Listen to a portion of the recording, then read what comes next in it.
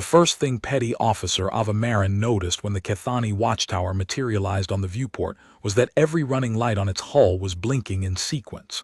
Not rotating, not strobing, blinking, the way a child might flash a handheld signal lamp at a passing ship. 1, 2, 3, pause. 1, 2, 3, pause. It was the oldest distress cadence in the human emergency manual, and it had no business being on a Kethani structure 400 light-years outside human-administered space. She reached for her headset without looking away from the viewport. Comms, I have visual on the watchtower. It's pulsing a standard 3-beat distress cadence on exterior lights. Lieutenant Commander Diaz's voice came back flat and immediate. Comms, Con. That's interesting, because the signal we followed here was not aimed at us. Understood, sir. Log it and keep listening. Marin logged it. She had been logging things for the past 11 hours.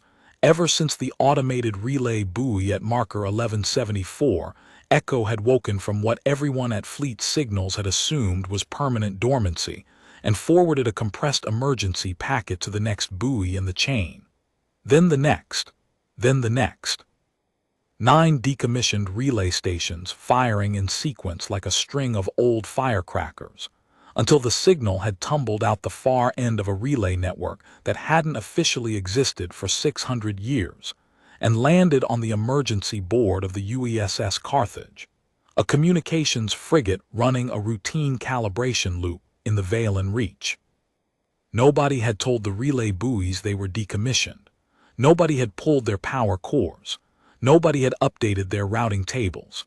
So when a Kethani sector watchtower had broadcast an omnidirectional distress pulse on a wideband frequency that happened to brush the input threshold of buoy 1174 Echo, the buoy had done exactly what buoys do.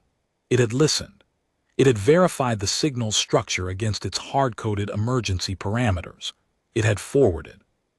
And the Carthage had received a distress call that had never been meant for any human vessel. That was 11 hours ago. Marin had spent 9 of those hours tracing the signal path, pulling routing headers apart one layer at a time, confirming each relay node's authentication stamp against archived fleet records that predated her grandmother's commission.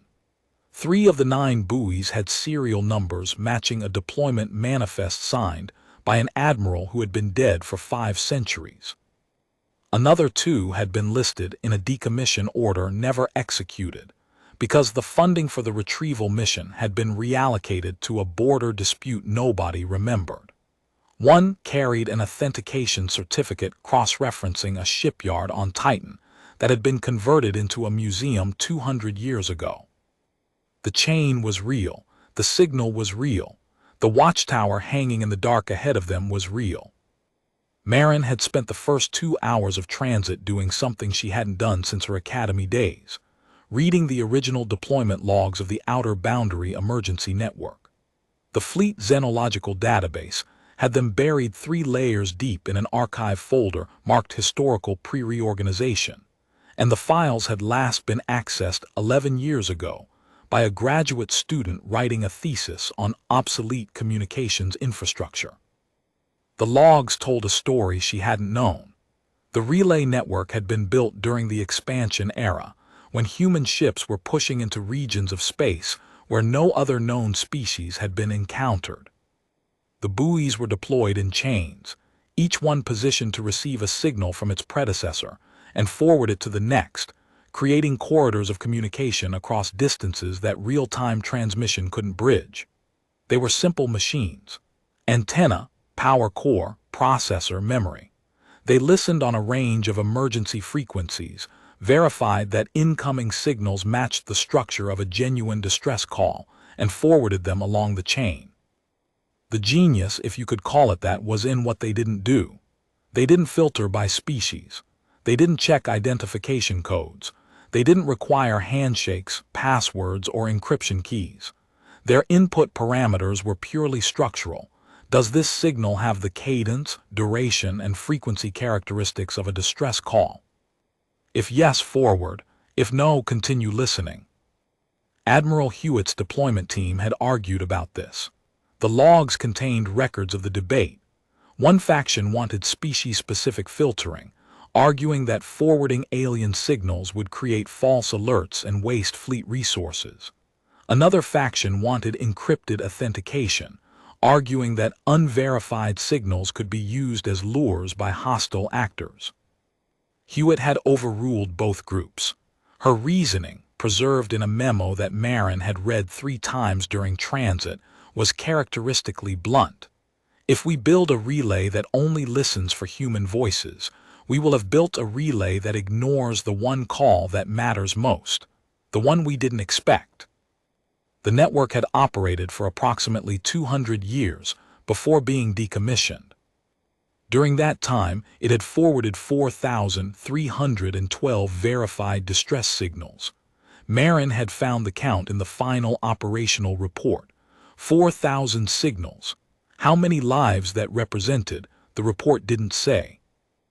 After decommissioning, the buoys had simply continued to exist. Their power cores, designed for a 1,000-year lifespan, kept running. Their antennae kept listening. Their processors kept checking incoming signals against their parameters. They were not aware that they had been decommissioned. They were not aware of anything. They were machines. They listened because that was what they were built to do. For 600 years, they had heard nothing that matched their parameters. Static, background radiation. The occasional stray emission from a distant pulsar. Nothing that sounded like a cry for help.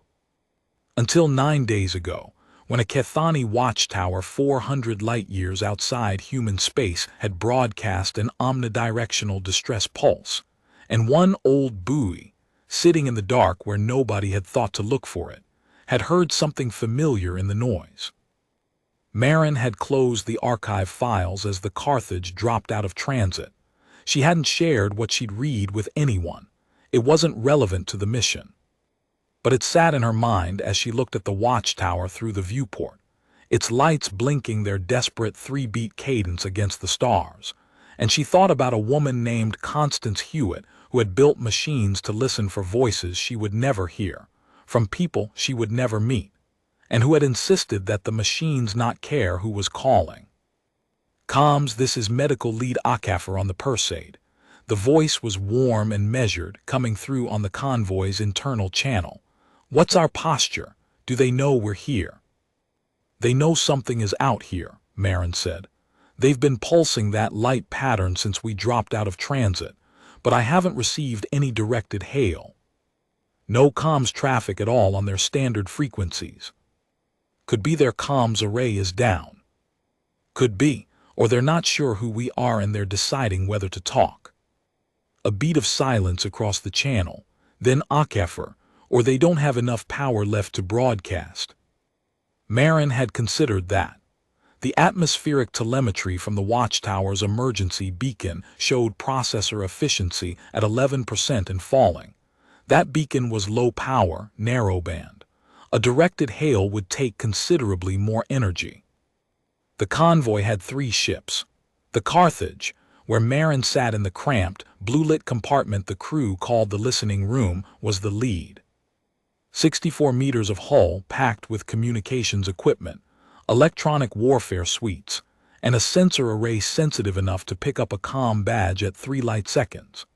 Behind it, the Perseid, a converted hospital transport with a trauma bay that could handle 60 casualties, and a pharmacy stocked with xenobiological treatments for 11 recognized species, including the Kethani. Dr. Liang, the Perseid's chief pharmacist, had spent 7 hours during transit preparing Kethani-specific respiratory supplements based on atmospheric composition. Data Marin had forwarded from the watchtower's beacon before they'd even cleared the Valen Reach. Liang had also prepared a secondary treatment protocol for prolonged hypoxia exposure, because Marin had calculated the time since the original distress broadcast and done the math on what 9 days of thin air does to a body. Behind the Perseid rode the Voss Endurance, a fleet tender carrying spare parts, hull plating, atmosphere processors, and enough emergency rations for 3 months. Its chief engineer, Talbot, a man who spoke in monosyllables and solved problems with his hands, had used the transit time to fabricate an adapter collar allowing a standard human atmospheric processor module to interface with Kethani power couplings. He worked from technical schematics Marin had pulled from the Fleet Xenological database 9 hours before arrival, because Marin had taken one look at the atmospheric telemetry and known the watchtower's processor was beyond repair. Talbot had also fabricated a secondary power coupling adapter, on the chance that the power distribution network was compromised. He'd done this on his own initiative, without being asked. 3 ships, not an armada, not a war fleet, just the 3 vessels closest to the Valen Reach when the signal came through, dispatched understanding Order 719. Any verified distress signal received through authenticated channels warrants an immediate response, regardless of the signal's intended recipient. That phrase had survived 14 revisions of the Emergency Response Protocol, 3 changes of government, 2 reorganizations of the fleet, and 1 70-year period during which the fleet had been formally dissolved and reconstituted. Nobody had ever taken it out. Nobody had ever questioned it. It sat in the standing orders the way a relay buoy sits in the dark, doing its job whether anyone remembered it was there or not. Carthage, this is Convoy Lead, Captain Vasquez from the bridge above the listening room. His voice carried the careful flatness of a man who had already decided what he was going to do and was now handling the formalities. We're closing to 5,000 meters and holding. Marin broadcast a standard greeting on their known diplomatic frequency. Keep it simple. Aye, Captain. Marin chose her words with the precision of someone who had spent 4 years studying Kethani communications protocols at the Fleet Signals Academy on Meridian Station. She knew that the Kethani language had 14 distinct registers for addressing strangers, each carrying different implications about the speaker's perceived relationship to the listener. A military hail implied confrontation. A commercial greeting implied transaction. A petition implied subordination. She chose the register for addressing a fellow professional in a shared emergency. It meant, we are colleagues facing the same problem, and the problem is that you are running out of air. Kethani Sector Watchtower. This is the United Earth ship Carthage, leading a 3-vessel humanitarian convoy. We have received and authenticated your omnidirectional distress signal through our relay network. We are here to render assistance. Please respond on this frequency or any frequency of your choosing. We will hold position and await your reply. She transmitted, clean, tight, directional, then she waited. The watchtower kept blinking. 1, 2, 3, pause, 1, 2, 3, pause. 40 seconds, a minute. Marin's fingers rested on the frequency scanner. She ran the atmospheric numbers again.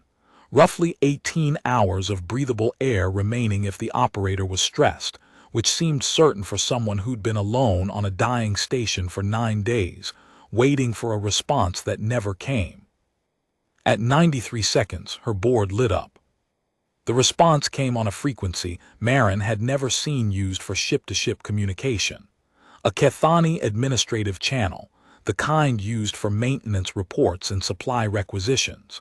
The signal was weak, poorly modulated, with compression artifacts from backup equipment never designed for real-time voice work. Someone had jury-rigged a maintenance terminal into a communications console. Primary comms was down.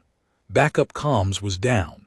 This was the backup to the backup, which meant Sulin Rath had spent 9 days figuring out how to make a maintenance terminal talk to the stars. Marin cleaned the signal and read the translation. Unknown vessel designating itself Carthage. This is Watchtower Operator Sulin Rath of the Kethani Sector Authority, Waypoint 14. I am the only operational crew member aboard this station. My colleague, Operator Telen Voss, suffered injuries during the initial impact event and is in a medical suspension pod on Deck 2. I have been unable to treat him further due to failure of the medical bay's diagnostic systems, which depend on the damaged power distribution network. A pause, the faint wheeze of overtaxed ventilation. Our primary communications array failed 9 days ago following a micrometeorite impact that also destroyed our atmospheric processing system's heat exchange assembly and severed power feeds to 2 of 4 distribution nodes. Atmospheric processing is operating at 11% capacity via the emergency backup unit. Our distress signal was broadcast omnidirectionally on Kethani Sector Authority emergency bands for reception by any Kethani patrol vessel.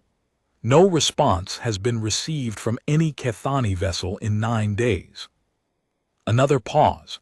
The cadence was different now, slower, each word weighed before release. Our signal was not directed at you.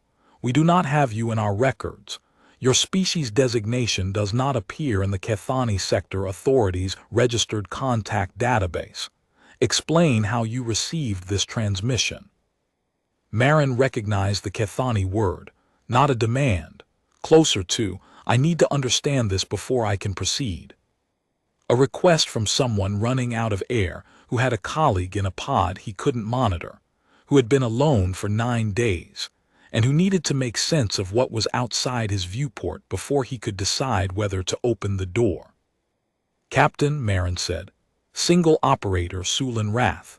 Second crew member injured and in medical suspension. Deck 2, medical systems offline due to the power damage. 9 days since impact. Comms array gone, Atmo at 11%, 2 power nodes down. 9 days of silence from his own people, and he wants to know how we heard his signal. Tell him the full routing path, all 9 relay nodes. Marin composed the reply. Complete signal trace, the omnidirectional Kethani pulse, its contact with buoy 1174 Echo's input band, the cascade through 9 decommissioned relay stations spanning 600 light years, the authenticated receipt, the dispatch understanding Order 719. She included commission and decommission dates. She noted the network was declared defunct 140 years before the Kethani Sector Authority existed. She sent it in the register for presenting verified technical evidence to appear. 3 minutes passed. 4. The atmospheric readout dropped to 10.6%. Every minute they spent talking was a minute of air. The reply was the longest yet. The bureaucratic cadence had thinned. What replaced it was not panic. It was the register of someone whose operating model of reality was being quietly and systematically revised. Carthage, I have reviewed your signal path documentation. I have cross-referenced the relay station identifiers against Kethani sector navigation records and the pre-authority deep archive. None of your relay stations appear in any database accessible from this watchtower. The relay network you describe predates the founding of the Kethani Sector Authority by 140 standard years. The ventilation wheeze was louder. You are telling me that my distress signal, aimed at Kethani patrol vessels within Kethani sovereign space, was intercepted by a human relay buoy that has been sitting in interstellar space for 600 years. That this buoy authenticated my signal and forwarded it to 8 additional buoys, none of which appear on any chart possessed by any species I have ever contacted. That the signal traveled through this ghost chain and was received by your ship, which assembled a 3-vessel convoy and traveled 11 hours to my location. A shorter pause. And you came without a treaty, without prior contact, without any formal basis for this. A final beat. And I have a colleague in medical suspension whose diagnostic systems are dark. Captain, he's there, and the second casualty changes the math. I heard it, Akefur. Ready. If that suspension pod has been running on battery for 9 days with no diagnostic monitoring, we need eyes on the patient within 2 hours. If the pod's battery has been degrading, if the stasis field has drifted even slightly. Marin, send it now. Marin wrote in the register for proposing a practical arrangement between parties with no formal relations. The register 2 ships from different fleets would use at the same accident when there was no time for credentials. Watchtower Operator Wrath. We understand our convoy falls outside the Kethani Sector Authority's registered vessel database and that no treaty governs this interaction. Our Standing Order 719 does not require a treaty. It requires a verified distress signal. We received one. We are here. Our convoy carries atmospheric processing equipment compatible with Kethani power systems, hull repair materials, communications relay components, medical supplies including Kethani-specific respiratory treatments, and a full field trauma kit, and provisions compatible with Kethani nutritional requirements. Our medical team includes a physician trained in xenobiological emergency care who can assess your colleague's suspension pod and restore diagnostic monitoring. We request permission to dock. If you prefer to address jurisdictional questions after your atmospheric processors are restored and your colleague's status is confirmed, we are amenable to that. She sent it. The reply came in 41 seconds. Carthage, docking port 7 is available on the lower ring. Approach heading 045 relative to station axis. Port 9 is available for your second vessel. Port 12 is non-functional due to impact damage. I am cycling the airlock now. 41 seconds. 9 days without an answer from his own people, and he decided in 41 seconds once someone finally showed up. We're in, Marin told the bridge. The docking procedure itself was not straightforward. Kethani watchtowers used a universal docking collar that was theoretically compatible with human vessels, but theoretically was doing a lot of work in that sentence. Marin spent 12 minutes on the channel between the Carthage's helm officer and the watchtower's automated docking system, translating error codes that the Kethani system was generating because it didn't recognize the Carthage's docking transponder. The transponder was broadcasting a United Earth vessel identification code. The watchtower system was looking for a Kethani Sector Authority registration number. When it didn't find one, it began cycling through its error hierarchy, each error more obscure than the last. Comms helm. The docking system is throwing a Class 4 unregistered vessel alert. It's asking for a sector authority clearance code before it'll release the magnetic guides. Stand by, helm. Marin pulled up the Kethani docking protocol manual from her database. Class 4 alerts were designed to prevent unauthorized access to sector authority installations. The manual listed 7 different clearance codes, each associated with a different level of authorization. She keyed the channel to Sulin Wrath. Operator Wrath, your docking system is requesting a sector authority clearance code for our vessel. We don't have one. Can you override the requirement from your operations console? The response took 8 seconds. I can override it, but the override will be logged in the station's permanent record.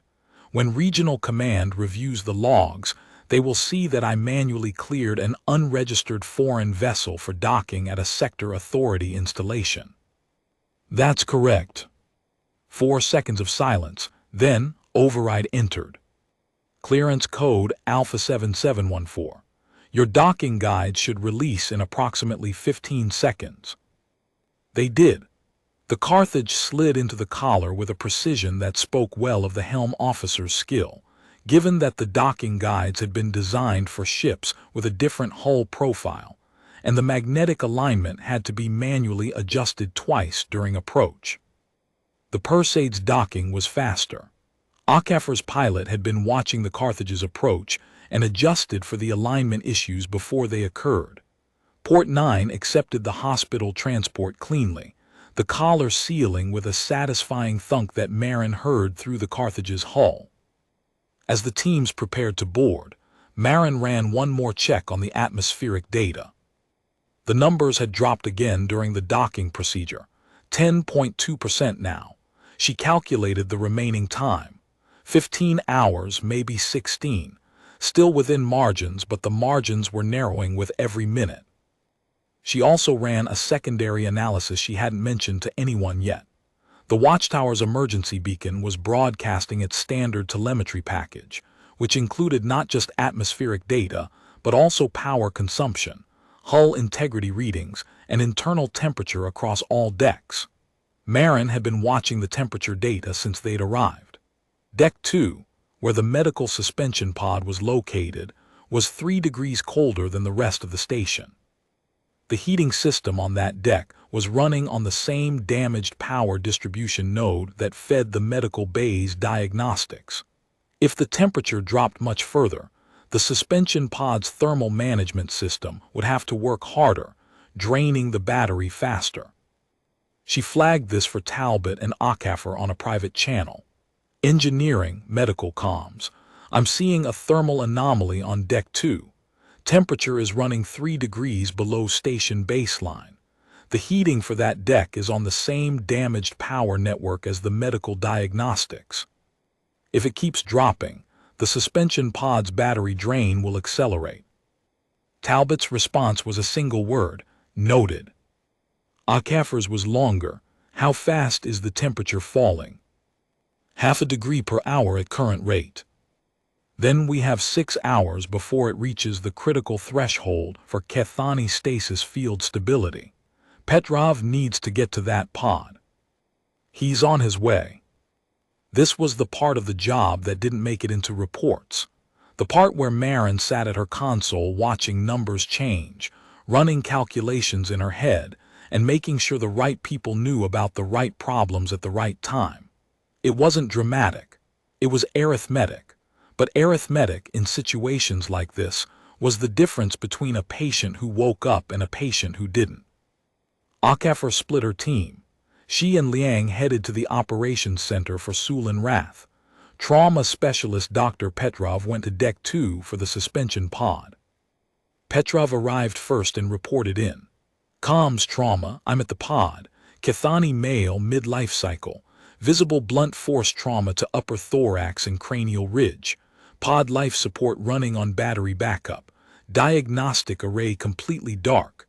No readouts, no vitals monitoring. This pod has been running blind for 9 days. Can you assess without the diagnostics? Manual assessment with our portable scanner, yes, but I need the operator's authorization to open the pod's access panel. Under Kethani medical protocol, a suspension pod is classified as sealed medical equipment. Marin relayed. Sealant Wrath's response came in 4 seconds. Authorization granted. Priority override code 7714. Tell your physician to proceed.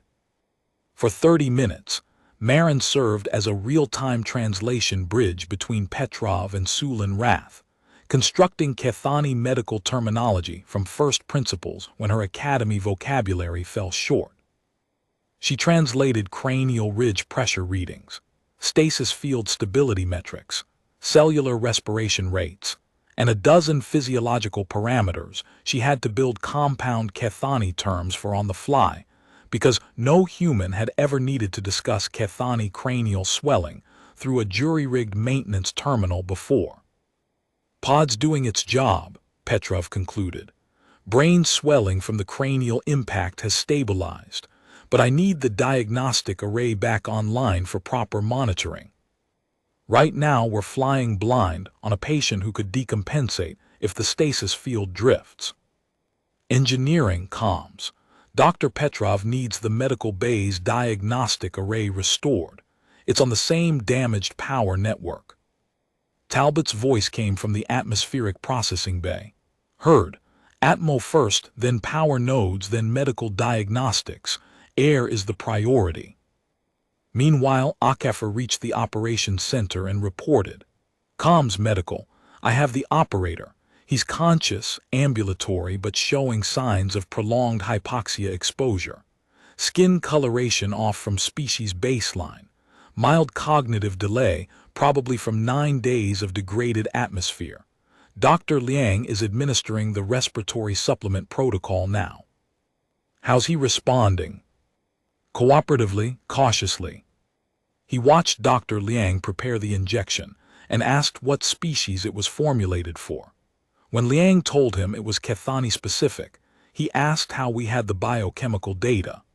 Liang told him that Petty Officer Marin pulled his atmospheric composition from the emergency beacon during transit and forwarded it to the pharmacy 9 hours before arrival. And he looked at the injection for about 10 seconds, then he offered his arm.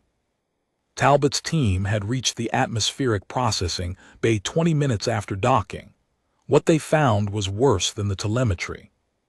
The micrometeorite had punched through the outer hull, traversed a maintenance crawlway, and lodged in the primary processor's heat exchange assembly, cracking 3 of 4 thermal regulation plates and severing the coolant return line. Secondary shrapnel had peppered the nearest power distribution node, blowing 2 bus connectors and shorting a third. The processor wasn't damaged. It was destroyed. The 11% capacity reading came from a backup unit the size of a suitcase, never designed to service the full station. Marin opened a 3-way channel and spent 40 minutes translating between Talbot and Sulin Rath as the human engineer mapped the station's power architecture. Sulin Rath's knowledge of his station was encyclopedic. He described bus connector ratings, power flow paths, safety interlock sequences, and load balancing protocols with the precision of someone who had maintained this station for years and knew every conduit by touch.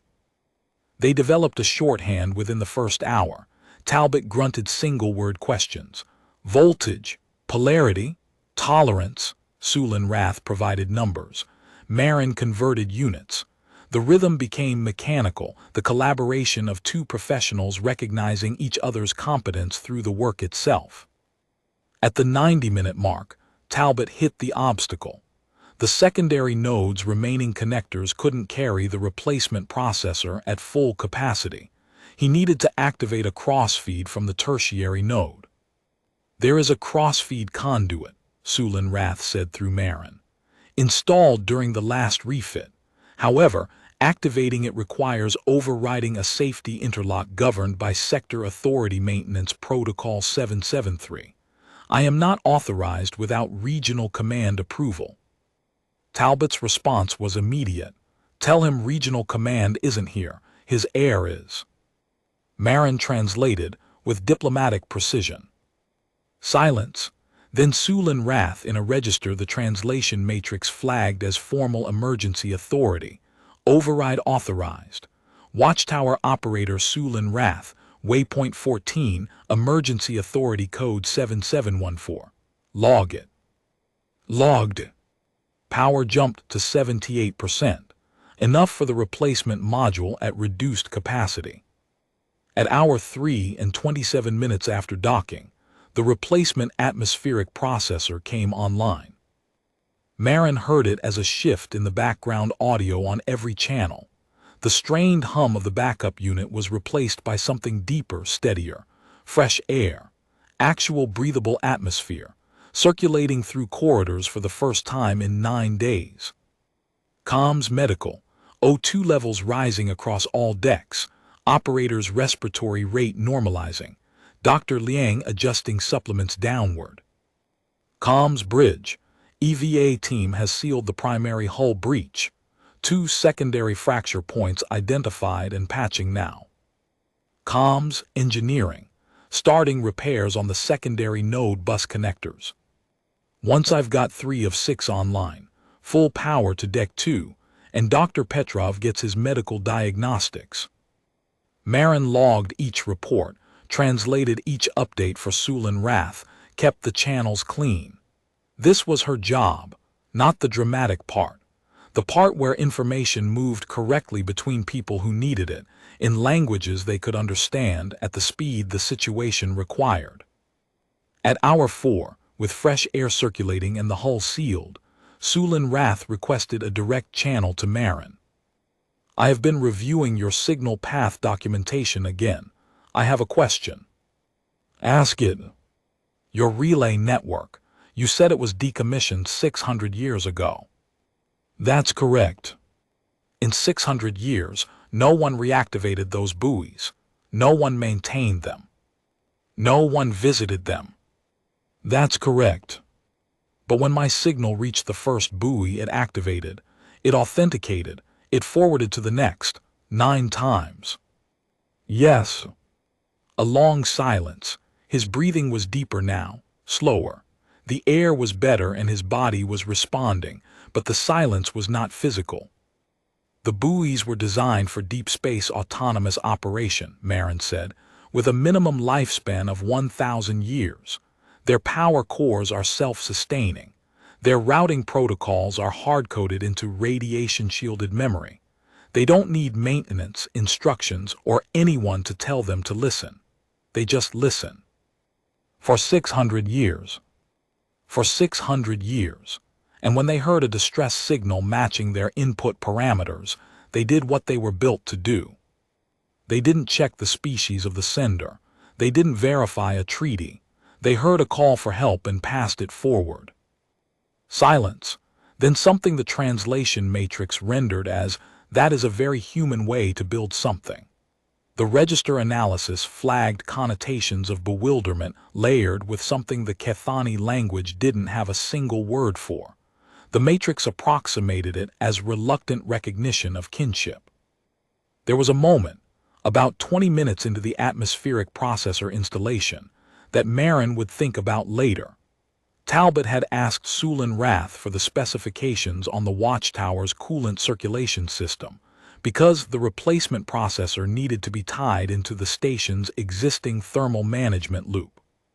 Sulin Rath had provided the specifications in precise, clipped Kethani technical register, the kind of language that brooked no ambiguity.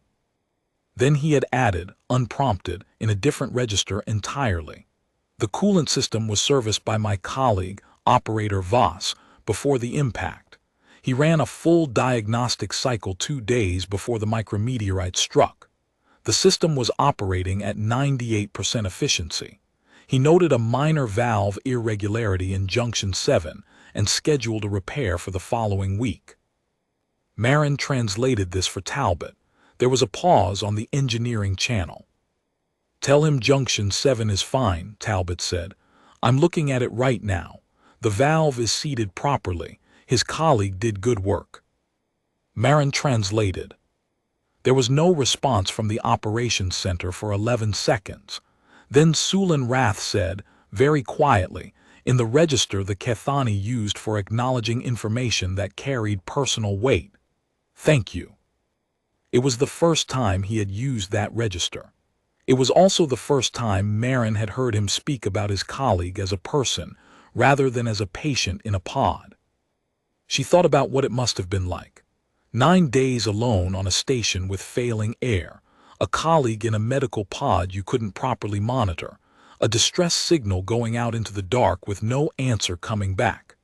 9 days of checking the atmospheric readout and doing the math on how many hours of air were left. 9 days of walking past the medical bay and knowing that the diagnostic array was dark and the pod was running on a battery that was draining, and there was nothing you could do about it except keep the station alive long enough for someone to hear you. And then someone did hear you, but it wasn't any of the Kethani patrol vessels you'd been calling. It wasn't your own people. It was a species you'd never heard of, from a government that didn't appear in your databases, responding to a signal that had traveled through a relay network that predated your entire civilization. Marin understood in that moment why Sulin Rath had needed 41 seconds to decide to open the door. The miracle wasn't that he'd let them in. The miracle was that he'd let them in at all. While Talbot worked on the atmospheric processor, the EVA team from the Endurance had been conducting their external hull assessment. Marin monitored their channel while simultaneously managing the 3-way translation between Talbot and Sulin Rath and checking on Petrov's progress with the suspension pod on Deck 2. 4 conversations running simultaneously on 4 different frequencies, in 2 different languages, with real-time translation happening in her head before it happened on her console. The EVA team lead, a sergeant named Brandt, reported her findings with the methodical thoroughness of someone who had surveyed damaged hulls before. "Comms EVA, I've completed the primary survey. The impact site is on the port ventral hull, Sector 12. The micrometeorite penetrated the outer plating at a shallow angle, creating a 10-centimeter entry breach with radial fracturing extending approximately 30 centimeters in all directions. The inner hull held, but there are stress fractures in the secondary plating at 2 adjacent points. These aren't breached yet, but they're compromised. I'd rate them as potential failure points within 72 hours under normal operational stress. Understood, EVA. Can you seal them? I can seal the primary breach and reinforce the secondary fracture points with the hull plating we brought. Estimated time: 2 hours for the primary, another hour for the reinforcements. I'd recommend a permanent repair by a proper shipyard, but this will hold for months. Copy. Proceed. Marin relayed the hull assessment to Sulin Rath, translating Brandt's damage classifications into Kethani structural engineering terminology. Sulin Rath listened without interruption, then asked a single question. Your assessment states that the secondary fracture points would fail within 72 hours. My station's own hull integrity sensors indicated that those fracture points were within safe parameters. Marin translated this for Brandt. His sensors might be reading within parameters, Brandt said, but his parameters were set for a Kethani standard hull thickness. The impact shaved about 15% off the plating at those points. The sensors are reading the remaining plating as adequate because they don't know it's been thinned. It's a measurement gap, not a sensor failure. Marin translated. Sulin Rath was quiet for 6 seconds. I have been on this station for 9 days believing those fracture points were safe, he said, in the register for acknowledging a previously unknown risk. Your sergeant identified a failure mode my own systems could not detect. That's what hull surveys are for, Brandt said through Marin. Different eyes see different things. During the hours between the atmospheric processor coming online and the Kethani Regional Command's response, something shifted on the watchtower that Marin tracked not through instruments, but through the quality of the communications she was translating. In the first hours after docking, every exchange with Sulin Rath had been transactional. He provided data when asked. He authorized overrides when required. He answered questions with the minimum necessary information. His register was formal, guarded, the voice of a bureaucrat managing a crisis through the only framework he had, even when that framework was crumbling around him. After the air changed, the register changed with it. It started with small things. When Talbot reported that the secondary power node's first bus connector had been successfully repaired, Sulin Rath responded not with the standard Kethani acknowledgement but with a follow-up question. What material did your engineer use to fabricate the replacement connector pin? Marin translated. Talbot told him. Sulin Rath asked 2 more questions about the fabrication process, each more specific than the last. He wasn't verifying Talbot's work. He was learning how Talbot had solved a problem using materials that the Kethani maintenance manual said were incompatible. Then Okafor reported that the portable atmospheric scrubber they'd placed in the operations center was filtering particulate matter that the station's own air handling system had been too weak to catch. Sulin Rath asked what kind of particulate matter. Okafor told him, a fine metallite dust, probably shed from the damaged thermal regulation plates that had been circulating in the station's atmosphere since the impact.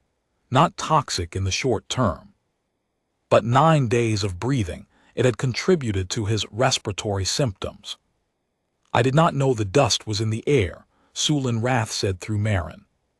The station's particulate sensors are on the same power network as the diagnostics.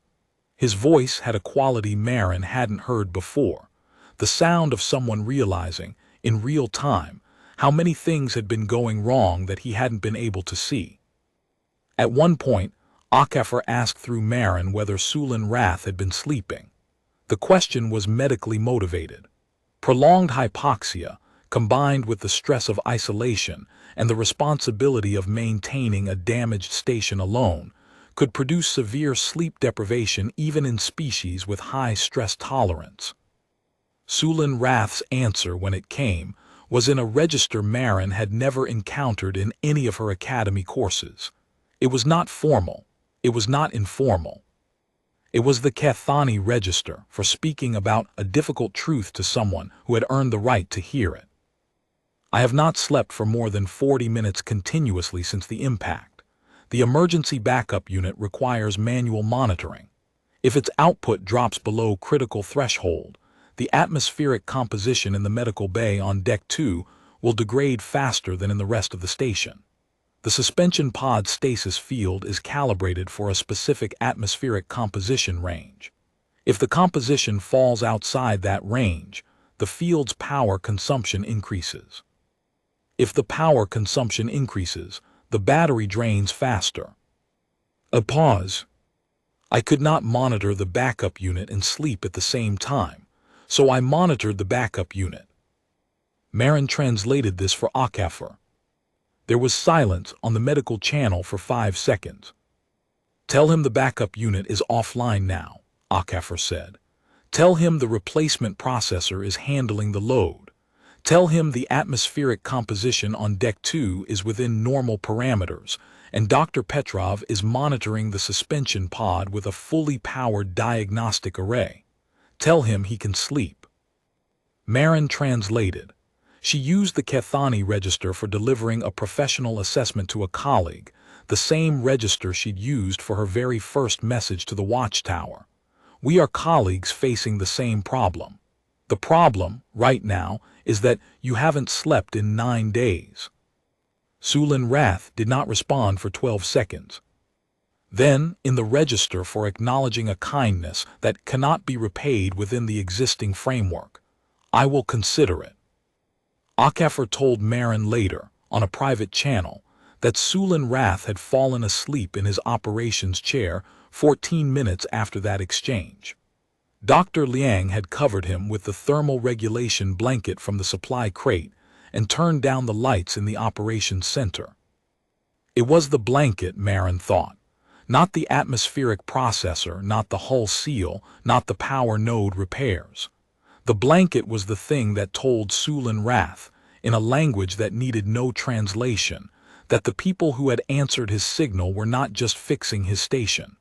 They were taking care of him. She didn't log the blanket. Some things were not for reports. While Sulin Rath slept, Marin wrote the incident report. She wrote it meticulously, aware that this document would be the first formal communication between the Cathani Sector Authority and a species it had never contacted, and that the language she used, the register she chose, and the facts she included would shape how the Cathani understood what had happened here. She chose to include the technical details exhaustively, every relay buoy's serial number, every authentication stamp, the full text of Standing Order 719, the convoy's departure time, transit speed, and arrival time, the atmospheric processor's specifications and the adapter collar's fabrication timeline, the hull survey findings, the medical assessments of both operators, the suspension pod's battery level when Petrov reached it. She did not editorialize.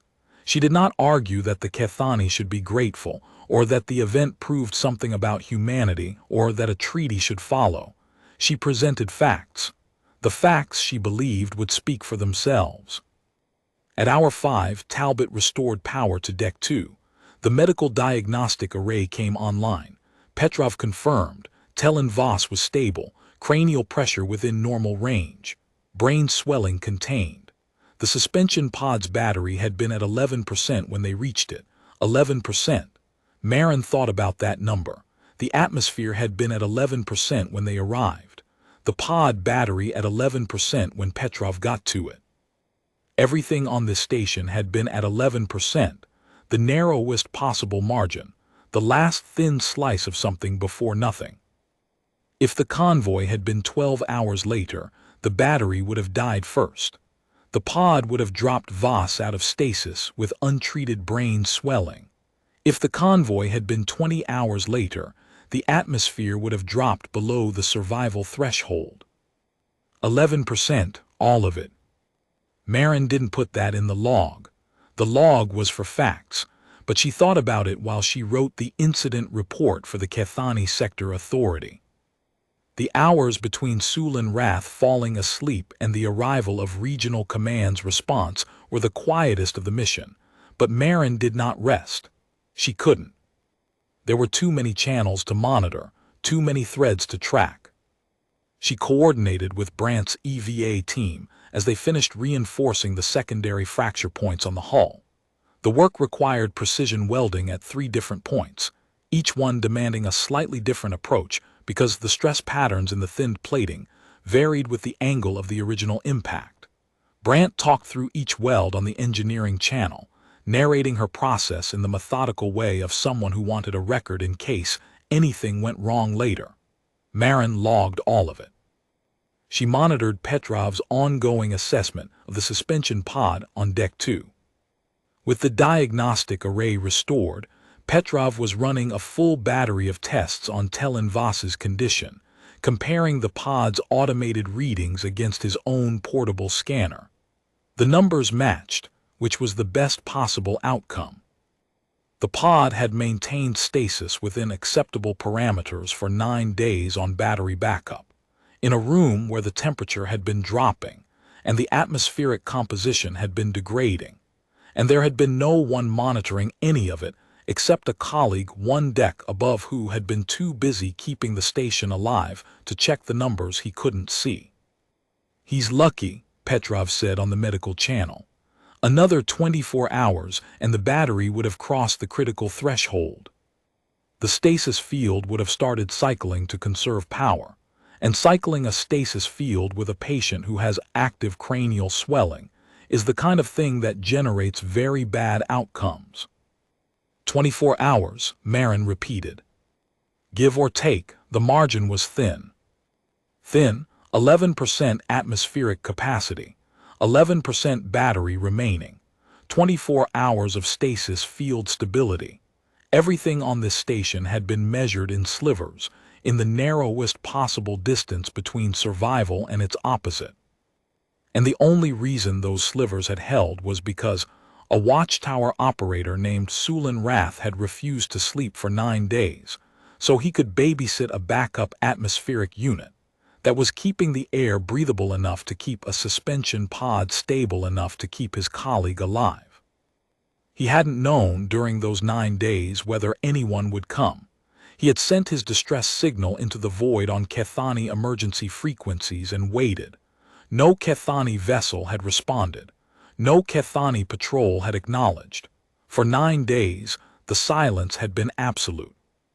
And he had kept going anyway, monitoring the backup unit, checking the atmospheric readouts, walking the corridors of a station that was slowly dying around him, because the alternative was to stop, and stopping meant that Telenvas, asleep in his pod on Deck 2, would not wake up. Marin thought about that. She thought about the particular kind of stubbornness it took to maintain a vigil for 9 days when every rational calculation said that help was not coming. She thought about how the Kethani would probably have a word for it, something precise and formal, filed in one of their 14 registers. Humans had a word for it too. They called it holding on. She didn't put that in the report either, but she thought it as she typed. Talbot completed the secondary power node repairs at hour 6, bringing the station's total power capacity to 91%.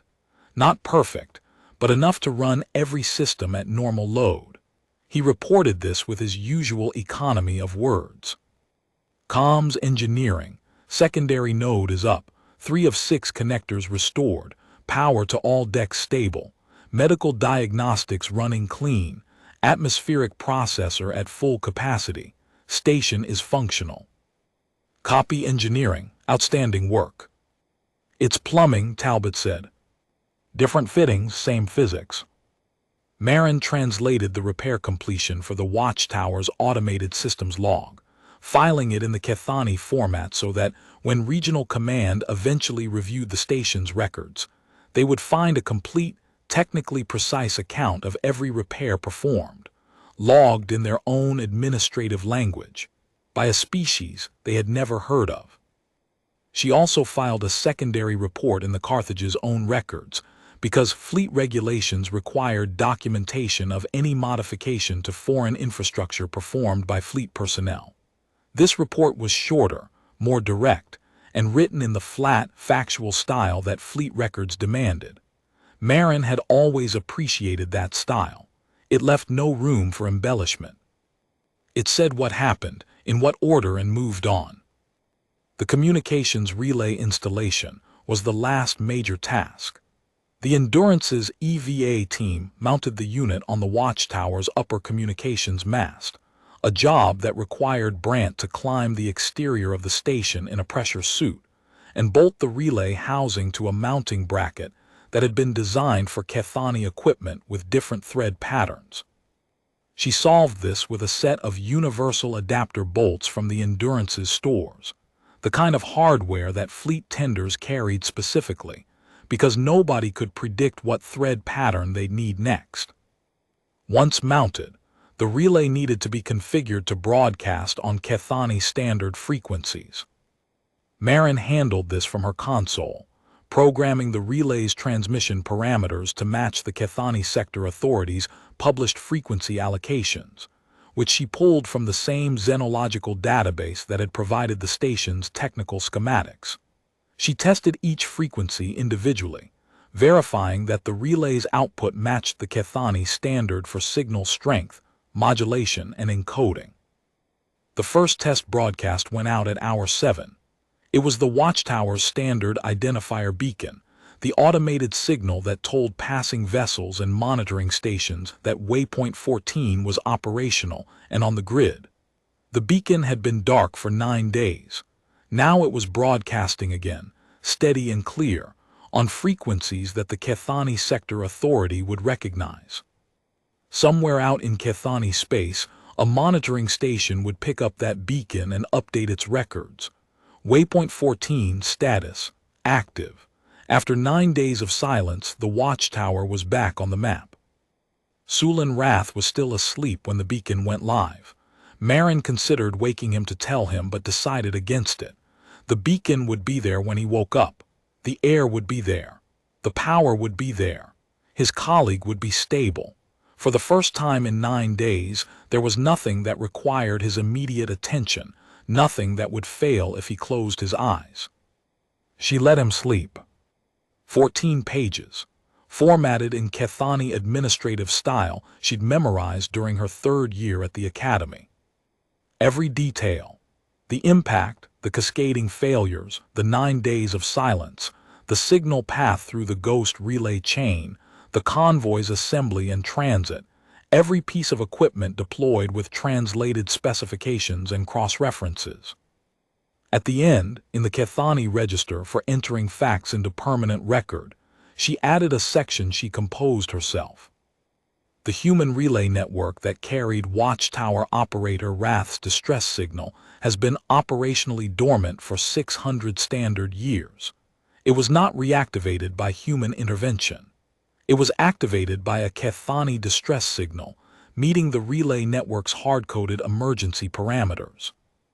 The responding convoy was dispatched under United Earth Standing Order 719, which mandates response to any authenticated distress signal regardless of the signal's intended recipient, the sender's species, or the existence of any treaty between the parties.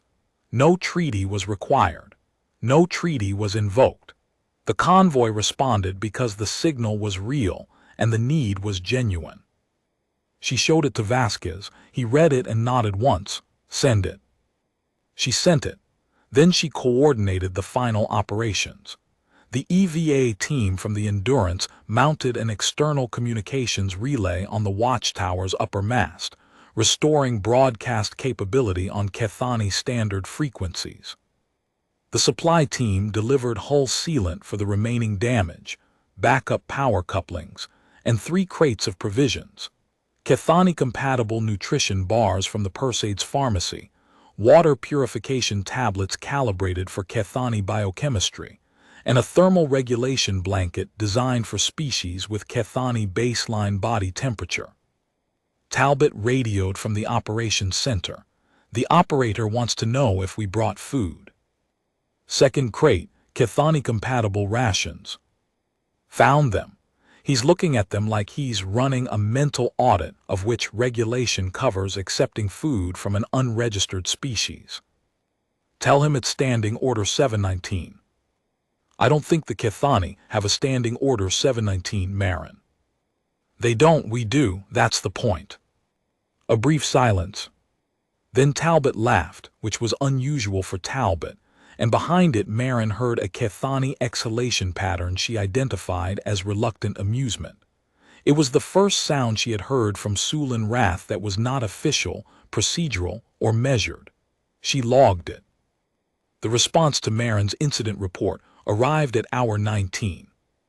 Kethani Diplomatic Channel, Formal Register, Strong Signal, Regional Commander Tev Solari, Waypoint Administration Division. United Earthship Carthage, we have received your incident report regarding Waypoint 14 and Watchtower operators Sealant Wrath and Telen Voss. We acknowledge receipt. We are dispatching a patrol vessel to relieve the Watchtower.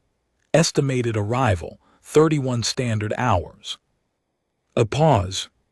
The register shifted to the mode for addressing actions with no precedent. We have reviewed the signal path documentation.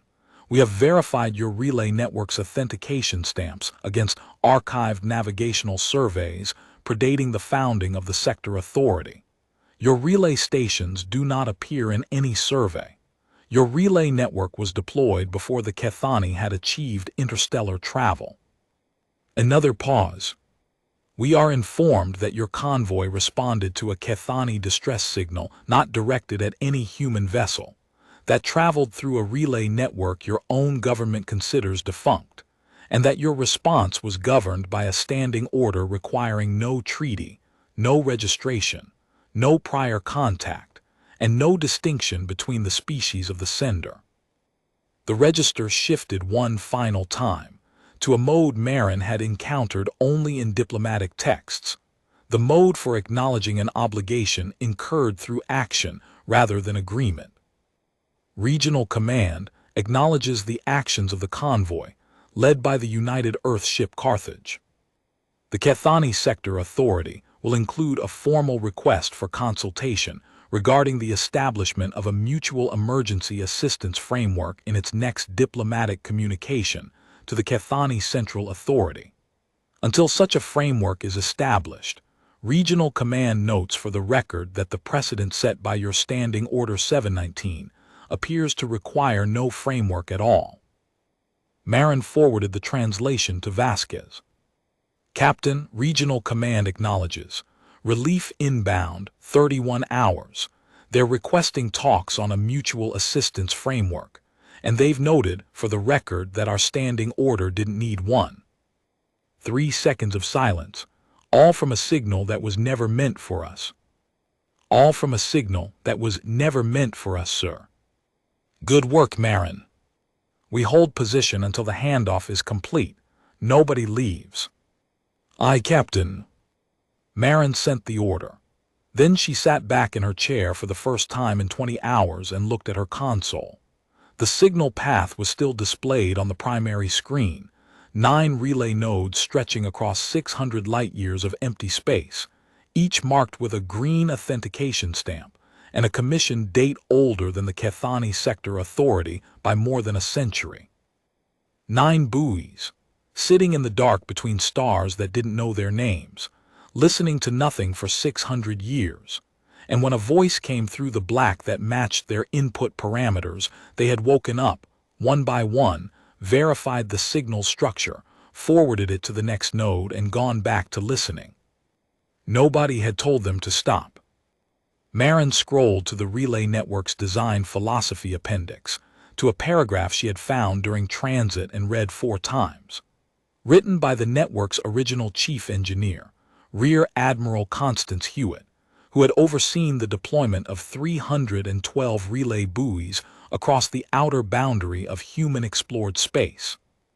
The purpose of an emergency relay network is to listen, not to judge the origin of the signal, not to verify the identity of the sender, not to determine whether the distressed party has a treaty with us, speaks our language, or knows our name. The purpose of an emergency relay is to hear a cry for help and pass it forward. If we build them to last, they will do this work long after we are gone, for people we will never meet, in emergencies we cannot imagine. On the watchtower, Sulin Rath was eating ration bars and breathing air pushed through his corridors by a human atmospheric processor wired into a Kethani power grid through a hand-fabricated adapter collar.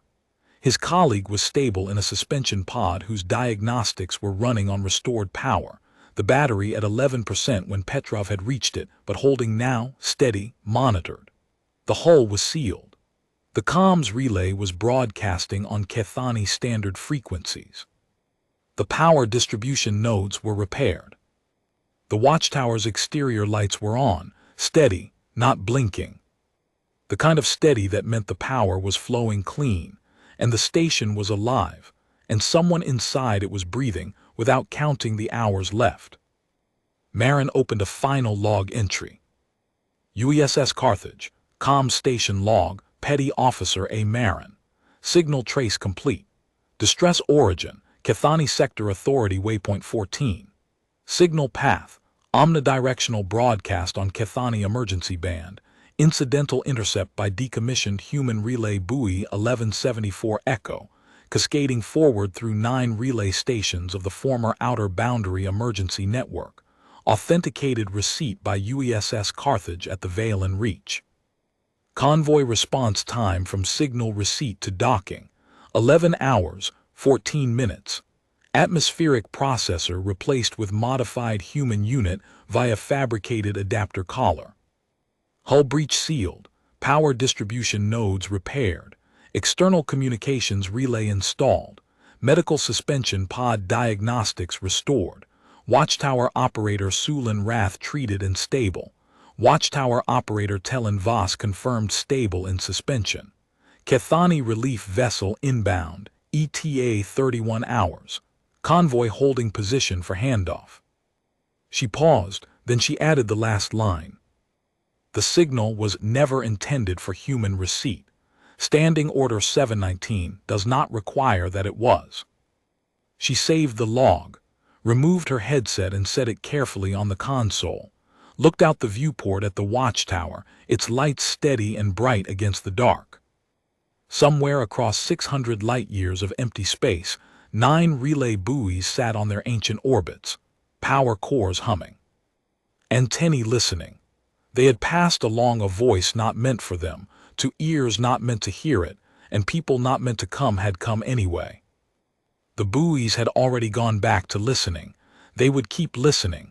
That was what they were built for. Marin put her headset back on. There were other frequencies out there, other signals moving through the dark. Some of them might be meant for someone else entirely. She would listen anyway.